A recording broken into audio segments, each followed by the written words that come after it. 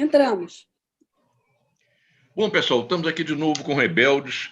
Dessa vez nós temos o prazer de receber a Carol Benjamin, que está lançando, nesses dias agora, o filme Fico Te Devendo uma Carta sobre o Brasil, que é um filme sobre a avó e sobre o pai da Carol. A avó dela, Iramaia Benjamin, que foi uma das principais figuras da luta pela anistia, e o pai, o César Benjamin, que foi preso político, depois foi exilado, etc. A Carol fez esse filme e ele está passando, por enquanto, na internet. Já começou, acho que essa semana, inclusive, na rede de cinemas, pelo menos aqui no Rio de Janeiro. Os cinemas estão ainda muito devagar, mas o filme já estava passando, começou a passar. Então, a gente tem o prazer de receber a Carol aqui para esse bate-papo sobre o filme. E o prazer para mim é maior ainda, porque a Carol é minha sobrinha, uma sobrinha da qual eu tenho muito orgulho. E eu vou então dar o pontapé inicial e depois a gente se reveza aqui nas perguntas, como faz sempre. Carol, começa explicando para a gente a história do filme. A troco de quê que você resolveu fazer esse filme e como é que foi essa experiência para você? Nossa, que pergunta difícil. Bom, queria agradecer vocês. É um prazer enorme estar aqui nessa conversa, metida aqui nessa conversa de vocês. Já estão amigos e tão íntimos há tanto tempo. É muito bacana esse trabalho que vocês fazem aqui e obrigada pelo espaço.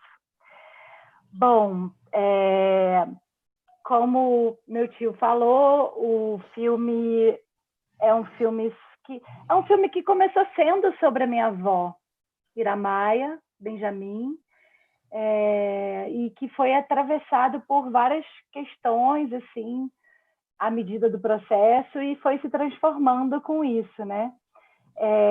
Eu cresci como meus primos e meus irmãos, escutando a minha avó contar e recontar as histórias dos tempos da ditadura, e sempre ficou na minha cabeça muito marcada, assim, como ela era uma boa contadora de história, sabe? Sempre tive essa vontade. Fiz faculdade de jornalismo e, enfim, já há um tempo já trabalho com cinema, né, com documentários especialmente, e tinha vontade de fazer um documentário sobre a minha avó. Mas antes que eu tivesse a oportunidade de filmá-la, ela, infelizmente, faleceu em 2012. E só que esse evento também me trouxe um encontro muito interessante, que foi um encontro com a Mariane Aire, que eu sabia, né, eu já tinha ouvido falar da Mariane muito, e já tinha conhecido Mariane. Ela veio aqui no Brasil quando eu era pré-adolescente. Eu já tinha visto Mariane umas 2 vezes assim, na minha vida, e eu via muito falar dela. E depois que a minha avó morreu, eu fiquei encucada, pensando, a gente tem que contar para a Mariane, tem que dar a notícia para ela. E ficava sempre perguntando para o meu pai se ele já tinha falado com ela, até o momento que eu falei, me dá o e-mail dela. E eu escrevi para ela muito sem saber, assim, há muito tempo a gente não tinha notícia dela, né, tio? Assim, que ninguém falava com ela, então, assim, nem sabia, na verdade, se ela ainda estava viva ou não, se aquele era o e-mail certo ou não.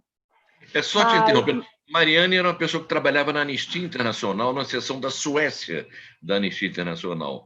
E o César teve exilado lá. Mas antes do César ir para lá, a seção sueca da Anistia meio que adotou o caso do César, em particular a Mariane. Então, ela acabou se tornando a melhor amiga da Iramaia, da minha mãe.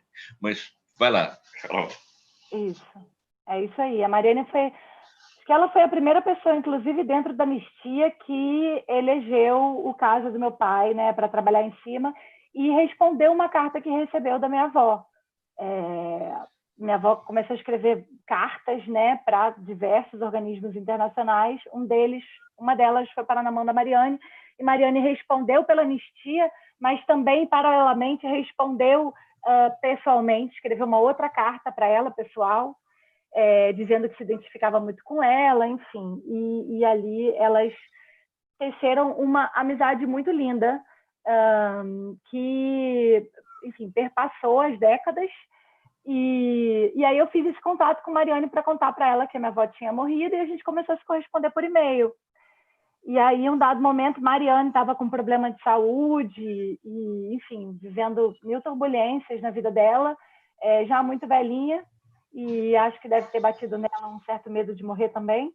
E eu sei que ela me convocou para ir na Suécia, dizendo que tinha uma coisa que estava lá me esperando, que eu tinha que ir buscar. E aí eu fui. Eu estava grávida de 7 meses e eu expliquei isso para ela. Eu falei, olha, eu não posso. Aí ela insistiu muito. Eu falei, não, eu preciso ir. E aí, chegando lá, ela me entregou essa caixa de cartas que a minha avó escreveu. Ela guardou todas as cartas que a minha avó escreveu durante 36 anos. De 1972, que é o ano seguinte à prisão do meu pai, até 2008, que foi a última carta da minha avó. Então, ali que foi o real gatilho do filme. Apesar de eu já ter essa ideia, essa vontade, esse sentimento, né, de que minha avó era uma grande personagem e tudo, foi a partir do recebimento dessas cartas que eu falei, não, eu preciso fazer alguma coisa com isso. E aí comecei, enfim, anunciando na família e pedindo para conversar com as pessoas, entrevistei. Acho que eu te entrevistei umas 2 ou 3 vezes, não foi, né, tio? E eu entrevistei o Léo também, meus primos todos, meus irmãos, enfim. E foi aí que eu entendi que meu pai não queria participar do filme. A gente já vinha tendo muitas conversas sobre isso, né? E até que a gente chegou a um ponto de comum acordo, assim, que é, ok, você tem o direito de fazer, mas ok, eu também tenho o direito de não me envolver. E aí eu segui fazendo filme, aí dali que o filme se transformou. Essa foi uma primeira virada, porque eu fiquei, me dei conta que essa pergunta ficava me movendo o tempo inteiro, né? Por que meu pai não fala? Por que ele não dá depoimento para o filme e tal? E aí eu percebi que esse silêncio dele começou a entrar no filme, que eu fui buscar os discursos dele e tudo. E aí o filme foi mudando, né? Foi virando um filme mais sobre o silêncio entre, né, na memória familiar, o silêncio do meu pai em relação à minha avó, enfim, girando em torno disso. Até que a gente teve um segundo atravessamento, que foi já do campo político, assim, né? Que foi essa mudança no entendimento, no imaginário, né, generalizado, assim, que a gente tem sobre a memória e o legado da ditadura. Que eu percebi que, conforme eu estava na ilha de edição, montando o filme, estava ficando cada vez mais diferente falar sobre a ditadura no espaço público, porque antes era falar sobre o passado, né? E aí, de repente, essa discussão ganhou uma atualização. E aí foi aí que o filme deu uma segunda revirada. E foi aí que eu entendi que eu precisava me colocar também como personagem, porque era quando o filme chegava até os dias de hoje, né? Assim. E aí que a gente costurou essa outra linha, que é essa linha mais histórica, assim, trazendo os discursos oficiais em relação à lei da anistia, trazendo essa discussão, tudo isso. Antes de passar a bola para o próximo, eu queria sugerir a Carol que dissesse que prêmios o filme já ganhou, porque ele está sendo lançado agora e já tem alguns prêmios aí internacionais. Aí depois a gente passa para o próximo. Diga aí, Carol. A gente estreou no Festival Internacional de Documentários de Amsterdã, o IDFA, ainda em 2019, quer dizer, com sessão em sala de cinema, lotada. Foi assim, hoje eu vejo como foi uma sorte isso, antes da pandemia. E lá é um festival bem importante, a gente ganhou um prêmio de menção honrosa do júri, que foi bastante uma grande surpresa, assim, muito gratificante. E aí depois a gente ganhou mais 3 prêmios, um na Índia, de melhor documentário, no festival Indian Film Festival, em Mumbai, e um outro num festival nos Estados Unidos, um prêmio de público, e agora uma menção honrosa também no Festival É Tudo Verdade, que é um festival de documentários aqui no Brasil. Então foram 4 prêmios. E agora a gente está nos cinemas, no Rio, em São Paulo, e na Globoplay, aberto. Carol, eu queria te fazer uma pergunta, mas antes é obrigatório elogiar o teu filme. Eu não sei nem se eu vou conseguir elogiar de verdade, porque eu fiquei muito comovida com o teu filme. Enquanto você estava falando, eu estou lembrando do filme novamente, das cenas, desses encadeamentos, dessas viradas que você falou que você teve que dar ao longo, né, de todo o processo do filme. E quando eu estava assistindo o filme, eu pensei exatamente nisso. Eu falei, meu Deus, quanto tempo ela levou para chegar nessa forma final do filme? Porque eu imagino que tenha sido, né, esse mergulho na vida da tua família, que é também um mergulho na história do país, que é um mergulho em você mesma, no teu pai, na história da tua avó. Eu falei, isso deve ter sido um turbilhão de emoções tão gigantesco, que como é que você, Carol, sendo ao mesmo tempo personagem e diretora do filme, como é que você conseguiu se colocar no filme e ter um distanciamento para contar essa história, sendo um personagem envolvido emocionalmente com essa história, né? Conseguir esse distanciamento para fazer essa reflexão com a atualidade do país. Então, assim, eu acho que é um trabalho primoroso, de construção histórica, ao mesmo tempo que é uma reflexão sobre a sua própria família e sobre você. Você que é mãe, você aparece no filme com seu barrigão de grávida. Então, assim, o filme é muito emocionante. Eu me comovi várias vezes assistindo. Eu comentei isso com o Cid. Quando ele me mandou para eu assistir, para a gente poder fazer a entrevista, eu disse assim, deixa eu dar uma olhada aqui para ter uma noção. Eu larguei, assim, nos 2 primeiros minutos do filme, eu larguei o que eu estava fazendo e só parei quando eu terminei de assistir ao filme. Então, parabéns, eu considero realmente um filme primoroso, digno de todos os prêmios e homenagens. Eu queria voltar agora para essa questão do artesanato ou da engenharia desse filme, né? Porque deve ter sido muito difícil. Você começa a fazer o filme, você vai por um caminho, daqui a pouco você vira, daqui a pouco tem outra virada. Quanto tempo você levou fazendo o filme? É uma coisa que eu me perguntei muito. E como é que você elaborou essas viradas? Se você precisava a cada uma delas, como é que você fazia? Você se distanciava, se afastava, pensava, reelaborava esse roteiro para você chegar nessa obra-prima no final das contas? Nossa, Cristina, muito obrigada pelas suas palavras. Fiquei emocionada aqui te ouvindo. Muito lindo mesmo te ouvir. É um sentimento novo para mim, assim, né? Esse de ver como o filme bate nas pessoas e, sei lá, e sentir que eu consegui me expressar, assim, de alguma forma. É muito, muito gratificante mesmo.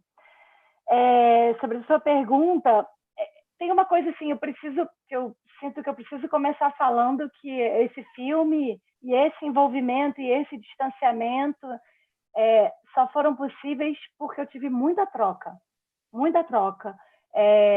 Primeiro, eu ganhei um edital, que era um edital muito pequenininho, muito especial, que dava acesso a consultorias ao longo de 2 anos.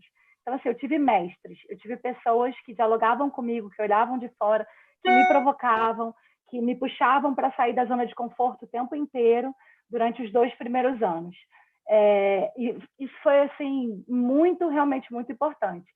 Tive uma sorte muito grande, uma sorte, não sei, mas esse projeto sempre foi um projeto que tudo se abria para ele, sabe? As pessoas que se envolveram foram pessoas que realmente se ligaram, assim, tiveram um enganchamento emocional, assim, assumiram um filme para si. Então, eu tive uma equipe muito envolvida, até porque era um filme muito pequeno, com muito pouco orçamento. E, enfim, durante muito tempo, assim, teve envolvimento de muita gente muito importante. Também tive um problema de produção muito grande que me fez ter que parar a montagem durante muito tempo. No meio do processo que eu ganhei esse primeiro edital, eu fiquei 2 anos trabalhando. E aí depois eu parei, não tinha mais dinheiro para continuar, e o que eu fiz foi ficar escrevendo o projeto em laboratórios criativos que tem no campo do documentário, especialmente fora do Brasil. E nessa época a gente ainda tinha o que hoje em dia a gente infelizmente não tem mais, que é uma política de fomento da Ancine, que uma vez eles tinham uma seleção de laboratórios, quando você era selecionado para um deles, você comprovava para a Ancine e eles custeavam a sua ida. Então eu tive a felicidade de participar de uns 7 laboratórios internacionais. Então isso foi muito importante, porque eu estava sozinha com o projeto, e eu ia e eu ouvia pessoas de países diferentes, experiências diferentes, idades diferentes, de realidades totalmente diferentes, falando sobre o filme. Eu sou uma pessoa que tenho bastante abertura para isso. Eu acho que muita gente não daria certo um processo assim de muita interferência, porque eu acho que a gente precisa ter muito filtro, né? Assim, e para saber ouvir, você precisa também saber o que você quer. Mas eu acho que eu tinha desde o início. Esse é um filme que ele parte de uma premissa, né? Assim, de uma ideia que não está no material que está na ilha de montagem. Eu, em nenhum momento, eu achei que eu poderia entregar esse material na mão de uma montadora e falar, me apresenta alguma coisa, porque o material não tinha nada a ver com nada. Tinham filmagens que eu tinha feito que não entraram no filme, várias entrevistas com pessoas da minha família que, apesar de não terem entrado no filme, foram fundamentais para o meu processo de elaboração dessa história, de encaixar uma pecinha ou outra, uma coisa que uma pessoa fala com outra coisa que outra pessoa fala, com a expressão de outra pessoa quando dizia alguma coisa, com o que a imagem do avião me dizia, que eu comecei a ver muitas coisas ali naquela imagem. Enfim, então teve um processo de escassez de material também, de ficar retrabalhando sempre o mesmo material. E sempre assim, com a ilha de montagem como base central. Então, assim, eu ia experimentando e filmando e voltava, e pesquisava, voltava, filmava, voltava. E essa coisa teve um processo de construção imagética, né? Que para isso eu fiquei filmando com meu celular, com a minha câmerazinha, com a minha Super 8, experimentando várias coisas até entender, não, eu quero filmar uma prisão abandonada. Até aí, eu tive, sei lá, levas e levas de imagens que eu fazia de qualquer jeito, botava para dentro na edição, porque, antes de tudo, é um filme construído pela banda de áudio, né, pelo discurso. Então, assim, durante muito tempo, na ilha de edição, ele tinha muitos espaços sem imagem, e que a gente foi buscando e foi construindo. Esse processo por inteiro, desde o primeiro edital que eu ganhei, assim, que eu comecei de fato a produzir, a viagem para a Suécia foi logo no início do processo, foi no início de 2016. Esse edital eu ganhei em 2015. Foram 4 anos e meio. Não é tanto tempo para um longa-metragem. O outro filme que eu fiz, que é o Divinas Divas, a gente levou uns 7, 8 anos.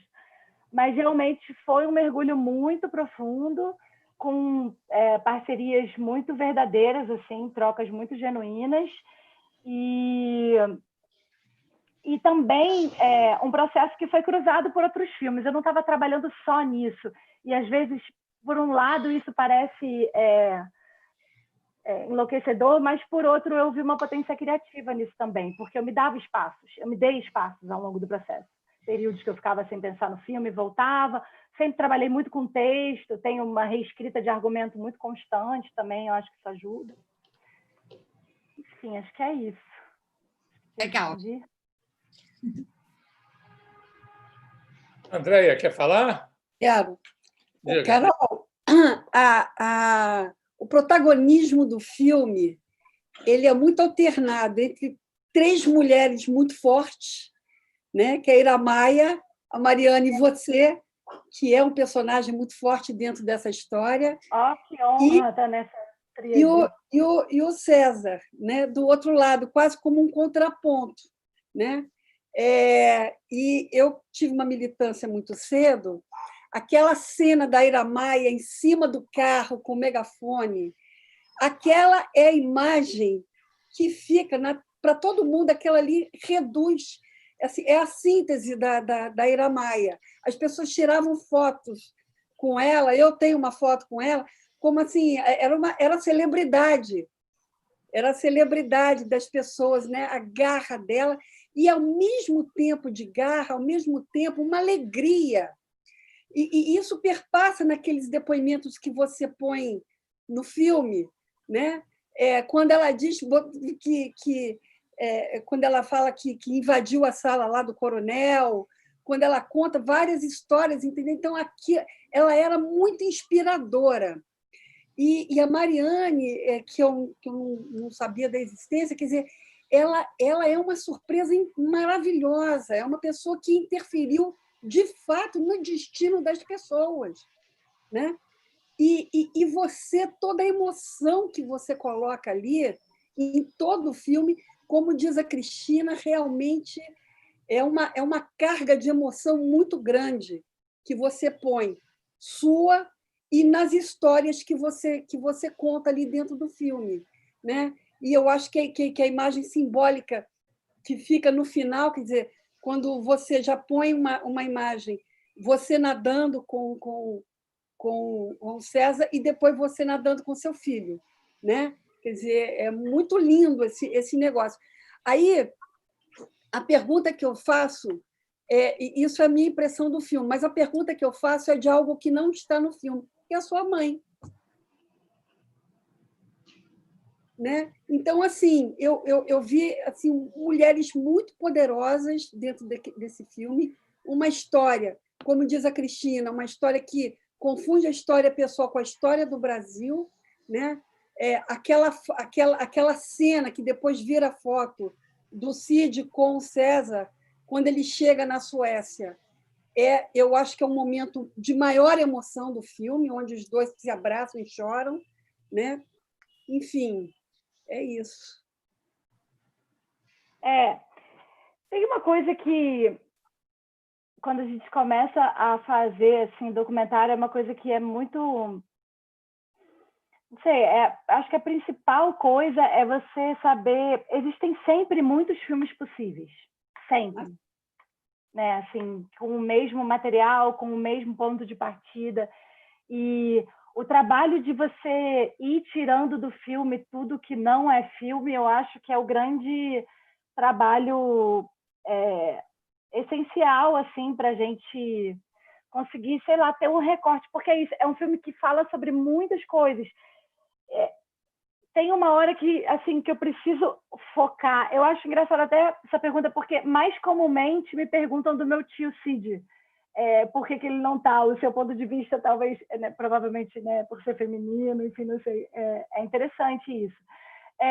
A minha mãe não está no filme porque era um filme sobre a minha avó, que foi se transformando ao longo do processo. Eu acabei entrando muito no último estágio de montagem assim, do filme, e aí passou a ser sobre essa tríade, minha avó, meu pai e eu, mais forte. A Mariane tem esse lugar de interlocutora da minha avó, e a minha mãe assim, teve uma relação maravilhosa com a minha avó. Minha mãe realmente assim, ama muito a minha avó. A minha avó foi muito importante para minha mãe no meu nascimento. Na verdade, a minha mãe, inclusive, teve um problema de saúde. E a minha avó foi uma pessoa muito, muito presente assim, com a minha mãe, com o meu pai, quando eu nasci. E muito importante ter esse lugar, que me levou para mamar no peito de um montão de gente, aquela militância que é tão forte naquela época. E a minha mãe também era uma militante que não foi para a luta armada, mas que era da AP, e que conheceu a minha avó. Uma das militantes mais lindas, era considerada uma das militantes mais lindas do mundo.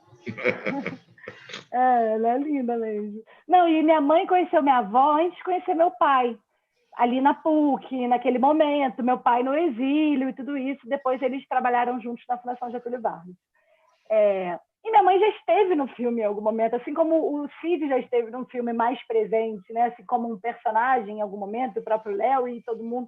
Mas aos poucos a gente vai afunilando mesmo. E eu acho que foi orgânico, assim. Foi um processo que era preciso tirar muita coisa, porque eu até às vezes eu tinha muito medo de lançar o filme no Brasil, aliás, da experiência do público com o filme de maneira geral, porque às vezes eu já acho que é um filme um pouco austero, ou que pode ser lido assim, porque tem muita informação, tem muito texto, tem muita legenda, tem parte em inglês, tem não sei. Então, assim, esse trabalho de tentar abrir, botar respiro, deixar espaços e ter mínimo de informações possíveis, que já tem muitas que são importantes, foi um trabalho assim, importante mesmo, e foi mais por isso que minha mãe não entra no processo. Só a última coisinha. Uma das partes que mais me impactou foi as filmagens da prisão. Essas filmagens foram bem fortes para mim. Foi uma diária de filmagem que eu fiz com um fotógrafo muito incrível, muito sensível. O Mauro Pero Júnior, que muito experiente também, que entrou também assim comigo na aventura, e a gente filmou numa câmera 16mm. A gente filmou em película, revelou em película, trabalhou película. Enfim, foi uma filmagem bem especial. Muito bem. Posso fazer minha... Bom, em primeiro lugar, como a Cristina, eu quero te parabenizar. Carolina, acho que você fez um belo filme e, inclusive, muito difícil, né? Porque conjugando dimensões que são articuladas, mas que são muito diferentes, né? Da tua mãe, depois Cid, teu pai, e o Léo, enfim, essa segunda geração, e, finalmente, você também, ao se incluir, né, você conseguiu ali articular um filme intergeracional, né, que não é tão fácil, né? Acho que precisou realmente muito investimento seu, e eu acho que o resultado, os prêmios estão recompensando, né? E também as pessoas com quem a gente conversa sempre têm dito, né, que, de alguma maneira, se sentem impactadas, emocionadas, né? Então, quero aqui te parabenizar, né? A pergunta que eu queria te fazer é o seguinte: de modo geral, os documentários, né, são vistos como um retrato da realidade, né? Eu digo pelas pessoas leigas, inclusive esse festival que existe aqui no Rio de Janeiro, ou no Brasil, eu não sei se ele é nacional ou só do Rio, utiliza como subtítulo "É tudo verdade", né? Então, eu queria saber como é que você elabora essa questão da verdade do filme, da tua verdade, o quanto de subjetivo entrou no filme, ou até que ponto, enfim, as pessoas podem esperar, vendo o filme, que você vai oferecer um retrato seu ou um retrato da própria história, enfim, essa conjugação entre subjetividade e objetividade. Se você concorda no limite com essa história de "é tudo verdade", o que isso pode significar? Temos aí uma grande discussão, eu sei bem, mas se pudesse conhecer a tua visão sobre isso e, sobretudo, os nossos ouvintes, né, os nossos espectadores, entrarem um pouco nessa discussão, que, a meu ver, é muito importante, inclusive nesse momento que a gente vive de pós-verdade, de fake news, né? Onde está a verdade? Existe isso que as pessoas falavam, né? De sorte que eu queria que você me fizesse nos desse um pouco qual é a tua visão dessa discussão. Ótimo, Daniel. Essa discussão, como você falou, assim, é muito, muito longa, muito complexa, tem muitas ramificações, mas especificamente esse é um filme que me deixa muito confortável nesse lugar, porque é um filme em que eu assumo a minha subjetividade, né? Eu assumo que a minha visão eu tenho ali um relato, né? Um relato que ele é parcial, que ele é subjetivo, então ele é uma verdade, mas ele é a minha verdade.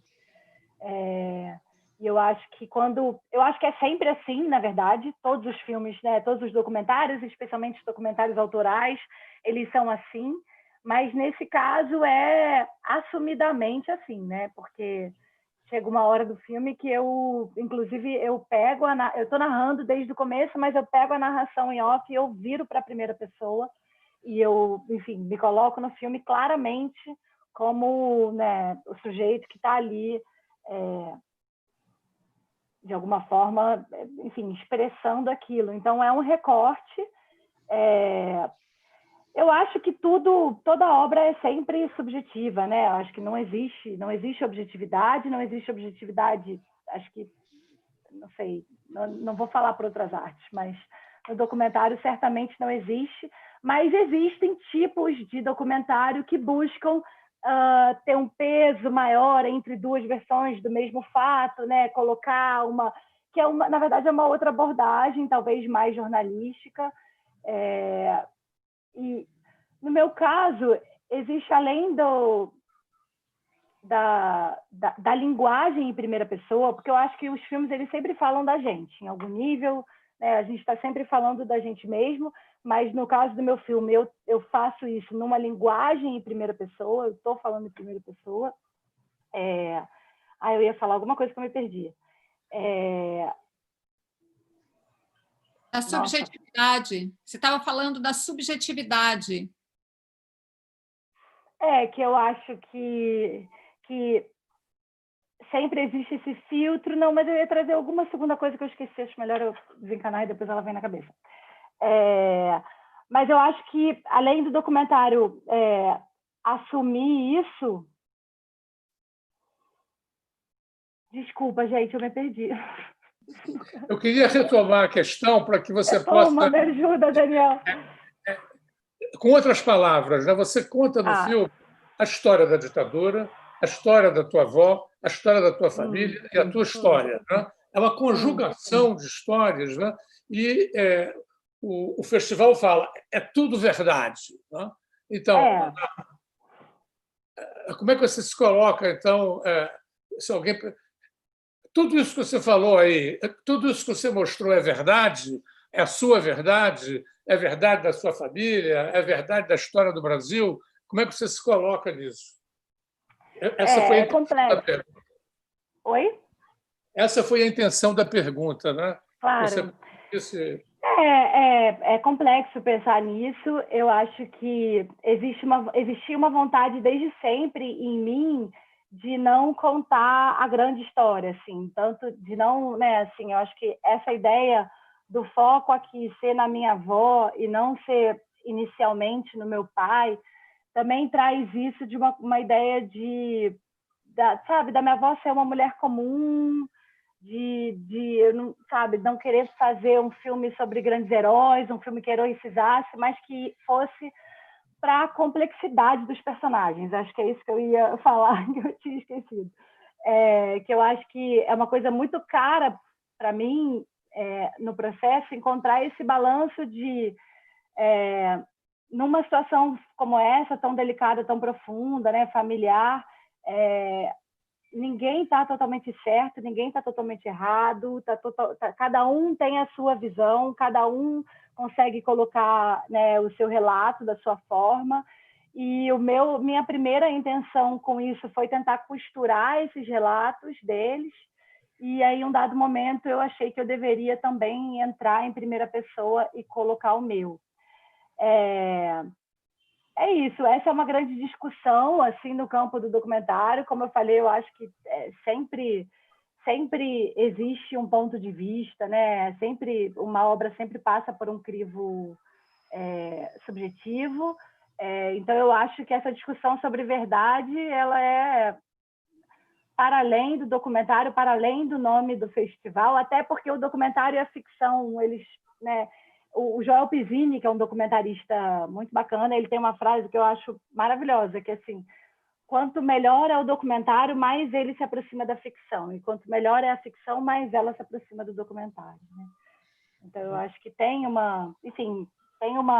No meu filme, pelo menos, eu tentei me dar uma abertura também para, sei lá, para ter uma poesia, para ter uma coisa que eu achava importante, que não é só factual de informação, mas é no sentido do sentimento que você desperta nas pessoas. Que às vezes tem diversas maneiras de falar a mesma coisa, mas para mim importa muito menos as informações que as pessoas captam, até porque elas podem terminar o filme e botar no Google e pesquisar sobre meu pai, pesquisar sobre a minha avó, sobre a história de cada um, mas muito mais o sentimento que desperta, né? As novas memórias que a gente tenta, enfim, contribuir, né, para a construção, para que a gente tenha uma diversificação assim, nesse nosso imaginário. Então, eu acho que isso tudo é muito mais importante para mim do que as informações de fato.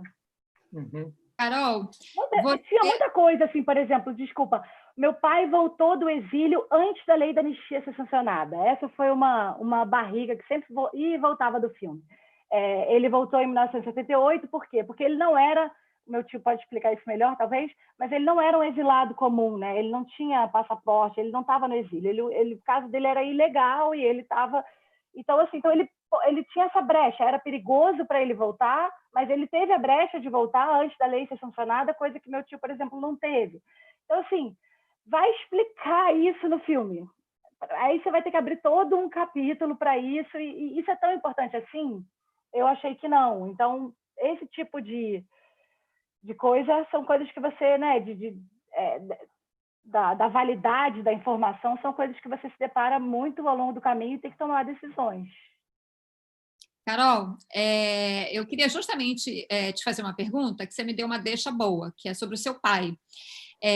O filme é muito respeitoso com o silêncio do seu pai, né? Ele não aparece dando uma entrevista para você, para este filme. Agora, o que eu queria te perguntar porque logo no comecinho do filme, quando você conta, você narra ali que você avisou para o seu pai que você estava indo para a Suécia, né, em busca de informações, ia ter lá o encontro com a Mariane e tudo mais, e aí ele te responde num e-mail, e ali me deu a impressão de que ele, num dado momento, pelo menos, concordou em falar sobre esse assunto com você, e que eu acho que mais para frente ele voltou atrás. Não sei se eu entendi direito. Bom, o que eu queria te dizer, que eu achei muito bonito esse silêncio respeitoso com que você trata essa questão no filme, que a entrevista do teu pai no filme, uma entrevista que ele desse especificamente para este filme, acaba que não faz falta ao filme, mas eu queria saber em que medida ele te deu alguma informação, assim, conversas que vocês eventualmente tenham tido, enfim, até onde vai, digamos assim, alguma contribuição ou participação dele de bastidor, né, que não está explícita no filme e que tenha te ajudado no filme, ou não houve isso? Se é que você pode falar sobre esse assunto, se você se sente à vontade para falar dele. Claro que sim. Não houve isso. Não houve isso. Desde o início, meu pai falou que não se envolveria. E a gente continuou sendo muito próximo depois disso, assim, se relacionando, mas, de fato, passou a ter um certo tabu entre a gente, porque a gente, né, assim, convive, mas não fala sobre isso. E isso, num determinado momento, passou a ser uma coisa muito central na minha vida, que eu não podia dividir com ele. Então, é claro que isso traz um distanciamento no nível mais profundo, né? Não do nível da convivência, enfim. Mas a gente teve extensivas conversas no início do processo, quando o filme ainda era uma ideia, era uma vontade. Quando eu voltei da Suécia, né, eu voltei com essas cartas, eu contei tudo para ele, e a gente conversou bastante, assim, algumas vezes. Meu pai é bastante teimoso, mas eu também sou. Então, a gente, enfim, eu ficava insistindo muito para compreender isso. E, em determinado momento, de alguma forma, eu sinto que, em algum nível, eu convenci ele de que eu tinha o direito de fazer isso.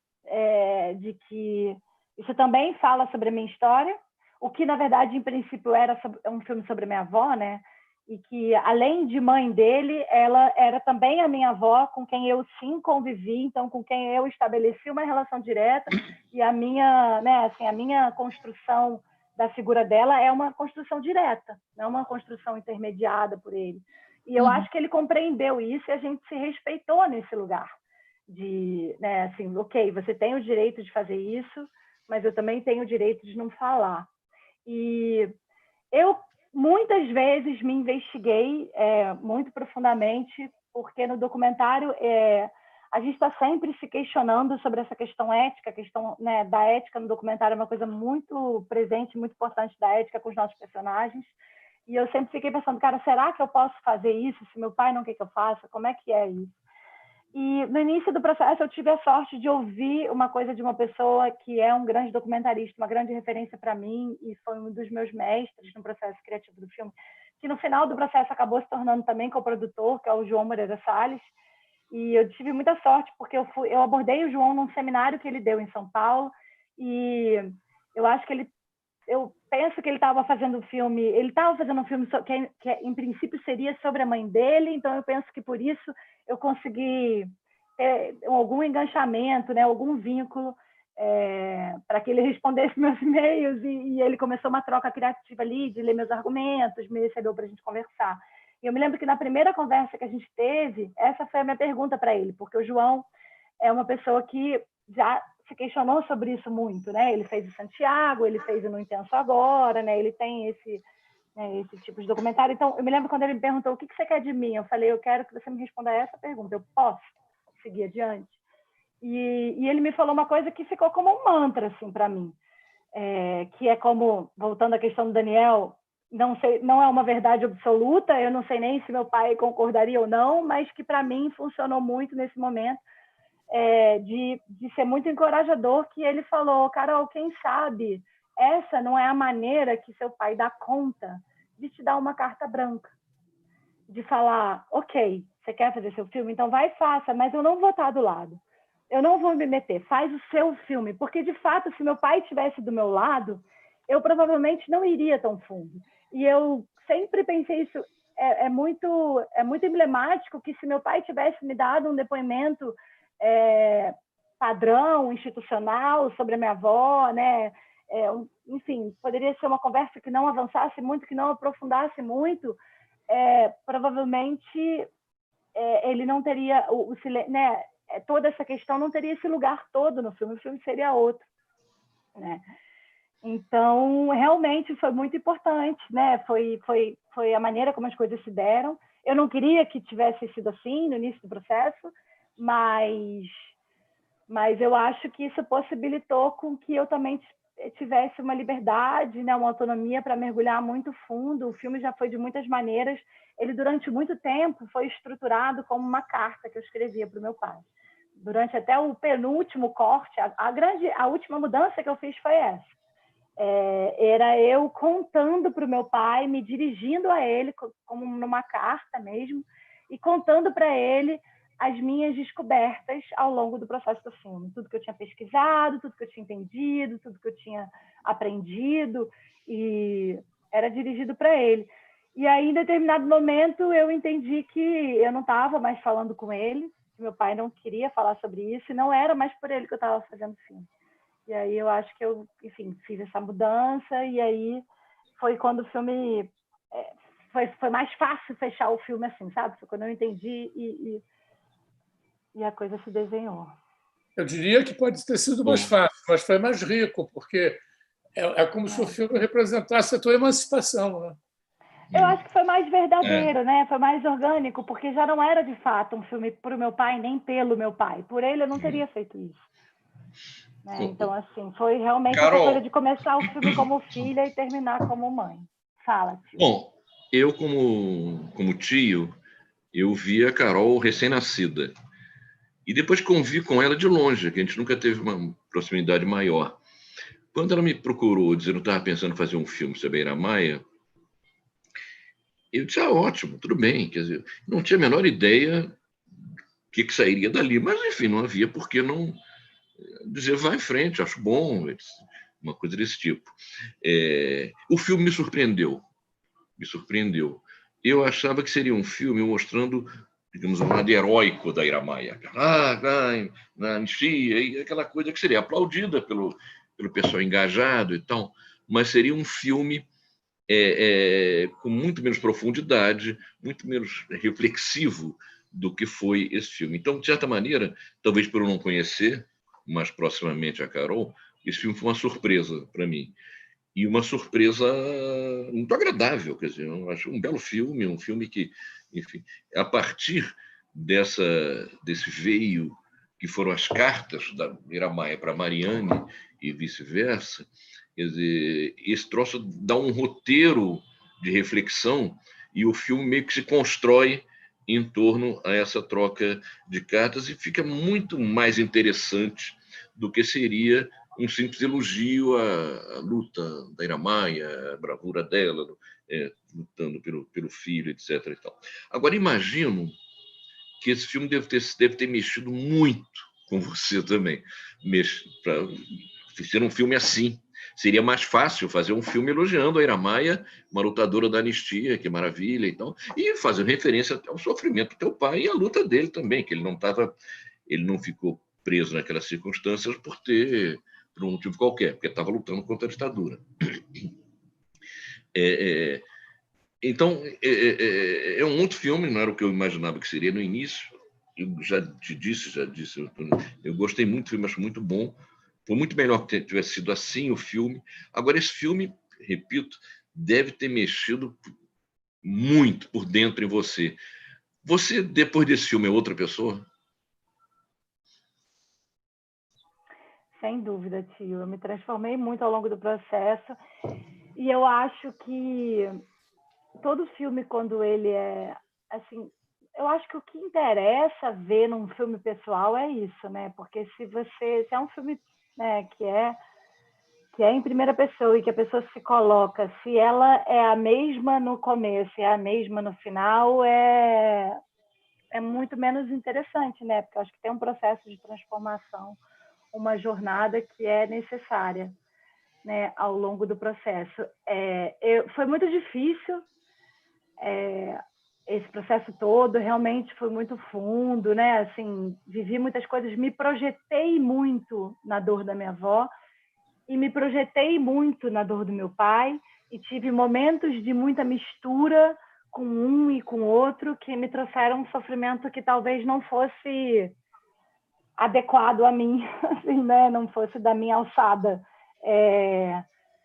Mas, enfim, isso fez parte do processo, mas também teve um processo curativo muito forte, porque o encontro com a Mariane, a percepção do poder da empatia, né, do poder de identificação, né, de duas mulheres de realidades tão diferentes, duas pessoas comuns que não uma coisa que me marcava muito nelas é que são duas pessoas que não fizeram uma opção como você, como meu pai, como muitos de vocês, né, uma opção ativa pela militância, né, mas que foram atravessadas por situações que obrigaram elas a sair do lugar de conforto e ter esse despertar político, né? E me toca muito, algumas coisas me tocam muito, me tocou muito perceber através das cartas que o período de maior sofrimento da vida da minha avó foi também o período de maior transformação da vida dela. Foi o período em que ela se viu pela primeira vez com um protagonismo, né, de uma luta muito grande. Ela era a grande líder da campanha pela libertação do meu pai e de outros presos políticos, né? Então, assim, isso deu para ela um protagonismo que foi muito importante. Então, essa coisa do sofrimento junto com a transformação e com o crescimento é uma coisa que para mim foi muito linda, foi muito curativa de aprender. Ver o poder de uma pessoa comum que faz um pequeno gesto e que é isso, assim, não estamos falando de grandes heróis, de grandes eventos, de grandes, né, não é o sequestro, sabe, enfim, a grande atividade política. Existe espaço para outras também, e essas pequenas atitudes de pessoas comuns, a atitude da minha avó de escrever essa carta, a atitude da Mariana de receber essa carta, o nível de empatia que a Mariane teve com a minha avó, por ter se identificado com ela, por ser mãe de 3 filhos homens. Eu sou mãe de 2 meninos também, então também isso foi uma coisa que eu li essas cartas no meu segundo puerpério, durante o meu segundo puerpério, então isso me mobilizou muito. E também o poder de transformação da própria Mariane, porque a Mariane, ela, ao longo do processo, ela simplesmente se disponibilizou a aprender português para minha avó conseguir se expressar melhor para ela, porque ela percebia que ela tinha um lugar de muita importância para minha avó como interlocutora. Então, ela começa a ler e a entender português e ela vira tradutora. E ela traduz Saramago, ela traduz Clarice Lispector, ela traduz um monte de coisa para o sueco, então ela também transforma a vida dela. Então, quando eu vi essa abertura dessas duas mulheres, a minha avó para transformar a vida delas a partir da opção dos próprios filhos, a Mariane para transformar a vida dela a partir dessa história dessa outra mulher, eu falei, cara, peraí, que eu preciso correr atrás disso também, sabe? Eu preciso correr para me transformar também, porque é isso, né? Eu sinto muito isso, assim, o reloginho está passando e a gente tem muita coisa para fazer, né? Para deixar aqui, para construir. Então eu tive de fato assim uma necessidade vital de fazer esse filme, que é uma coisa que eu, enfim, que me faz também muitas vezes ter certeza de que eu tinha que ter feito, porque esse processo que eu vivi, né, dentro da minha família e com meu pai especialmente, tudo isso me fez questionar muito ao longo do processo. Será que eu devo adiante ou não? Será que eu devo adiante ou não? E realmente chega um momento que você fala, cara, talvez não, mas eu não posso. Eu não consigo mais. Assim, eu já fui, sabe? Eu preciso ir. Pessoal, para não estender demais, eu vou sugerir que quem quiser faça perguntas curtas e a Carol depois arredonde, porque já tem mais de 1 hora de bate-papo. A gente tinha resolvido. Desculpa, eu falo muito, né, gente? Não. O papo está mais muito bom. Mas então. Eu ficaria horas aqui. Olha, vou te falar uma coisa. Não é contraponto com o que o Cid falou, mas eu preciso falar.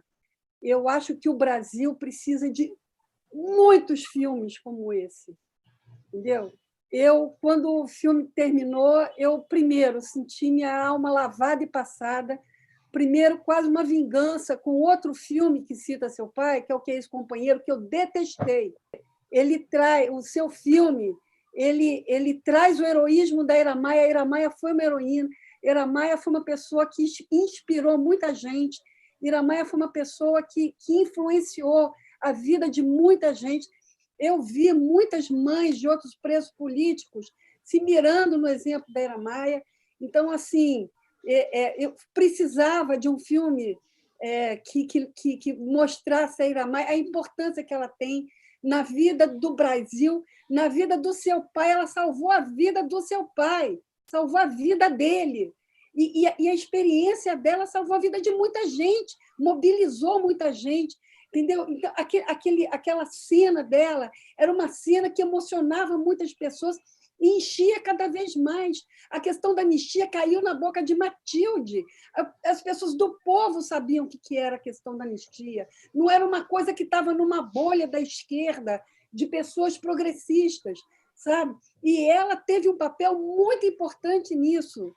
Sabe? E o seu pai na luta contra a ditadura também. E é também o resgate de uma história do Brasil que ainda não foi contada. Precisamos de mais de 1 milhão desses filmes.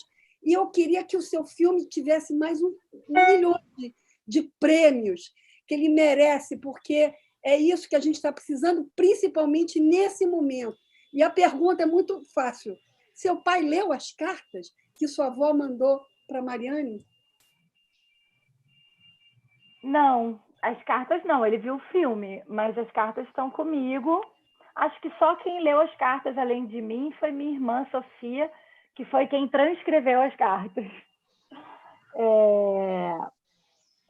Mas estão aqui comigo e, sei lá, eu penso assim, algum dia, é uma coisa que eu nunca falei dentro da família, com meu tio, estou anunciando aqui agora, mas eu acho que a gente devia pensar em fazer alguma coisa com elas. Quem sabe publicar de alguma forma, são cartas muito bonitas, muito bem escritas. Minha avó também tinha essa coisa que me surpreendeu muito, assim, uma relação com as palavras muito, muito profunda, né?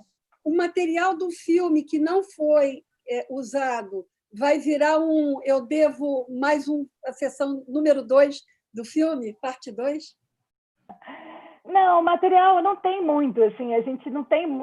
tem as cartas têm muito mais, né, do que tem no filme. Claro que o filme é uma grande, né, tem muito editado. Mas de material, de áudio-imagem, a gente não tem muito material, assim. Tem um pouco mais de pesquisa, tem outras filmagens que eu fiz, mas são para outro caminho. Agora, eu concordo muito com você de que a gente precisaria de muitos outros relatos. Acho que tem o relato em primeira pessoa, ele tem uma validade muito grande. A gente viu em processos como na Argentina, no Chile, a gente tem dezenas de filmes, de livros, até extensivamente, até o ponto de intelectuais começarem a questionar essa fixação no relato em primeira pessoa. Mas a gente, em contraponto, a gente não tem. A gente não tem. E eu acho que isso é uma grande fragilidade, até no sentido jurídico. Até eu acho que esses relatos em primeira pessoa foram muito importantes na Argentina e no Chile, até mesmo para o processo de julgamento e condenação dos agentes da repressão. Então, assim, que é um trabalho que a Comissão da Verdade fez lindamente bem, mas, infelizmente, depois de muito tempo, né? Que eu acho que, enfim, é uma coisa que todo o processo de abertura democrática, eu imagino que ele, sem uma Comissão da Verdade que entre imediatamente, que julgue os crimes, que olhe para trás, ele não é feito em sua plenitude, né? Muito bem. Cid, então, Carol, eu sei que você está curtindo ainda muito a realização desse filme, né? Dialogando com a recepção que ele tem suscitado. Você falou aí no reloginho, planos para o futuro. Você vai se manter nessa dimensão do documentário, misturando história e vida pessoal, ou tem outros planos? Enfim, que outros filmes a gente vai esperar de você? Sim, eu estou agora com 2 outros projetos. Eu tenho uma produtora, né, há mais de 10 anos já. Eu comecei com 2 sócias, agora eu tenho 3 sócias, somos 4. A gente já lançou, esse é o nosso 7º longa-metragem. A gente já lançou 4 documentários e 3 ficções de longa-metragem, outros curtas-metragens. Agora a gente está em pré-produção, a gente está produzindo uma série de ficção, que vai ser a nossa primeira série, que vai ser uma série original, Globoplay, que a gente já estaria filmando, mas foi adiada por conta da pandemia.